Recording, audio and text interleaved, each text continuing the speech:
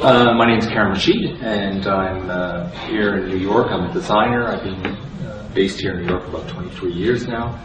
And I just, this past year, designed 3 new lighting fixtures for FontanaArte.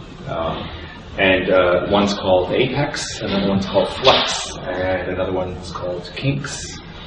And they are kind of sensual, minimal, quite reductive lamps using some progressive technologies. So I'm thrilled to have this opportunity.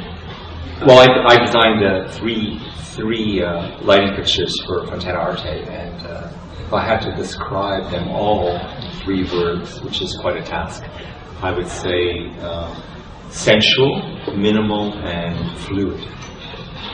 Well, again, there's 3 lamps here, but I think they're all similar in the sense that what it really inspires me, or inspired the collection and the ideas, was to use new technology, LED technology, to afford us to make very reductive products, really reductive things.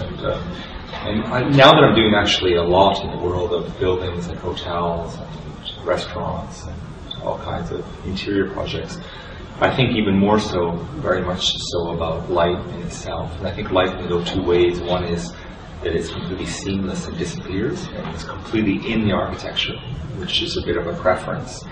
And if there are going to be fixtures, then I think the fixtures don't need to be so enormous or so heavy or so voluminous. They can kind of be an extension of the architecture. So the inspiration of these objects is really a kind of, I think, really an extension of our physical walls, really.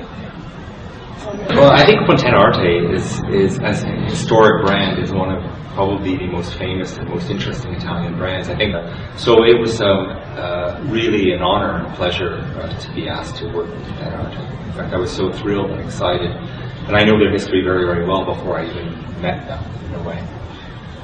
And at the same time, in the history, when we look back at a lot of the lighting that they had in their catalog, and a lot of lighting in general, a lot of it was very much part of the analog world. So the products were quite material. And I think this is now, we're really living in a kind of digital age. So I think the next shift and step for FontanaArte is again to do these lighting that maybe speaks about this new technological digital age. My personal definition of innovation actually is to do original work that's never been done historically. I think B, innovation is very much based on behavioral, social and behavioral changes and shifts. So we're doing things that are kind of relevant to the way the world is changing, the way we're changing, the way we behave, and the way our social life is, or our working lives are, etc. And I think design as a subject is something that's a little bit misunderstood or misconstrued many times. Because a lot of people see design as style. And in fact, a lot of designers are forced, including myself sometimes, to just style things rather than actually design. And I think when we design, we're really embracing the moment in which we live. So we're taking all the criteria of that moment and really trying to imbue that, embed that in the product we design. Hence, it will be very relevant at the time in which we live.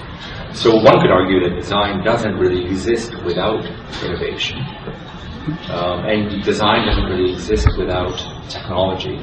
And so design is really powerful in that way. It's not just a creative act, and it's kind of a social act, it's a behavioral act, it's a political act, and more than anything, it's an economic act. Mm-hmm. Well, the digital age is been an influence of mine, I think, since the first day when I was in university and starting to learn some really primitive programs like Fortran. And I had this feeling, it was kind of, it was turn of 1979, 1980, and there's this moment of enlightenment, in a sense, globally, about what the computers are going to do for us and what the digital age is going to do for us. And how just really, at the end of the day, this common global language of 0 and 1 binary notation is really going to change our complete landscape. So it was always an inspiration to me, always.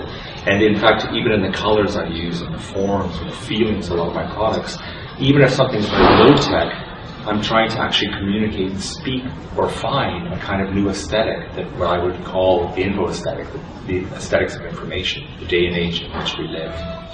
And also, I think the digital age has been a big effect on me, because I'm a kind of believer that if I'm going to design the physical world, that I need to make it as beautiful and as colorful and as inspirational and as engaging and even as seductive as the digital age is. Mm-hmm.